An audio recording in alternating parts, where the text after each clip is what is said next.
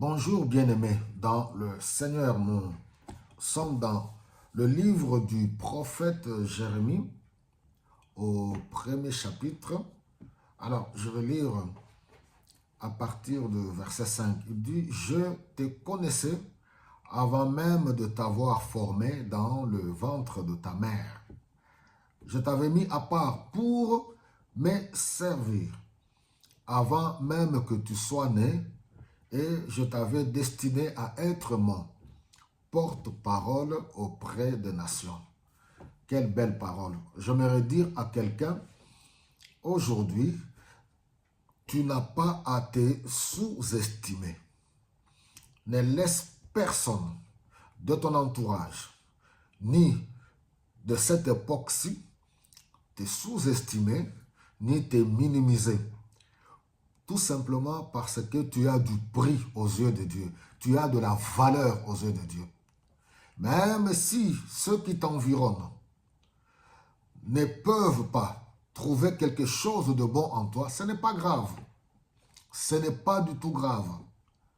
Ceux qui te côtoient ne peuvent pas connaître réellement qui tu es, ni te prendre en considération, ce n'est pas grave. Parce que nous sommes dans une société où beaucoup de gens ils sont en manque d'amour à cause des regards des autres, à cause du point de vue des autres. Ce qui est important ici, Dieu te dit aujourd'hui que je te connais. Waouh! Voilà un jeune homme, Jérémie, que Dieu a appelé pour confier une mission au milieu de son peuple.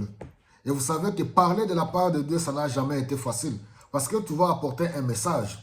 Le message de Dieu dérange toujours. Nous sommes dans un monde où les gens aimeraient bien qu'on puisse les cajoler ou les caresser dans le sens du poil, leur dire des bonnes choses qui leur conviennent par rapport à ce qu'ils font. Mais la chose la plus importante, c'est de chercher la volonté de Dieu. Notre vie doit plaire à Dieu. Voilà Jérémie, Dieu lui dit que non, avant que tu ne sois formé dans le sein de ta mère, je t'avais mis à part. Alléluia. Ne te minimise pas. Tu ne sais pas réellement à quoi tu as été destiné. Tu as du prix. Quand quelqu'un rencontre Jésus-Christ dans sa vie comme Seigneur et Sauveur, tu te consacres à Dieu, tu réalises le prix, la valeur que tu as aux yeux de Dieu, cela conditionne et influence ta vie au quotidien. Tu ne vis plus n'importe comment. Tu es une personne consacrée à Dieu. Et cette consécration te permet d'avoir une vie authentique et cohérente par rapport aux Saintes Écritures. Alléluia. Donc, voilà. Cette petite exhortation, c'est pour nous dire tout simplement que Dieu te connaît. Et je vais conclure, parce que ce n'est qu'une première partie. Je vais lire le psaume 139. Écoutez ce que le psaume 139 nous dit. À partir du verset 13. C'est toi qui as créé ma conscience, qui m'a tissé dans le ventre de ma mère. Seigneur, merci d'avoir fait de mon corps une aussi grande merveille. Ce que tu réalises est prodigieux. J'en ai bien conscience. Mon corps n'avait pas de secret pour toi quand tu me façonnais en cachette et me tissais dans le ventre de ma mère. Quand j'y étais encore informe, tu me voyais dans ton livre. Tu avais déjà noté toutes les journées que tu prévoyais pour moi sans qu'aucune d'elles ait pourtant commencé. Cette parole t'est destinée pour réaliser que tu n'es pas n'importe qui. Tu as du prix aux yeux de Dieu. Tu as de la valeur. Dieu te connaît. Dieu a un programme pour ta vie.